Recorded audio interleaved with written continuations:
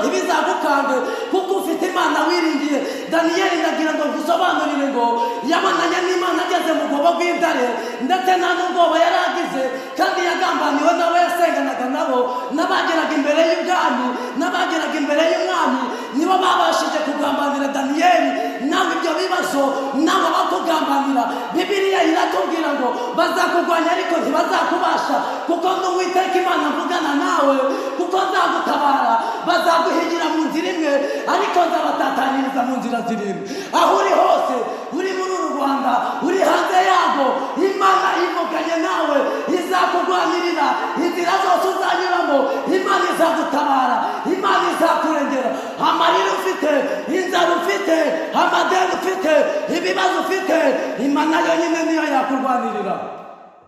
Icyo usabwa ni ukubaha Imana, icyo usabwa ni ugukiranukira Imana. Inzobo bagucukura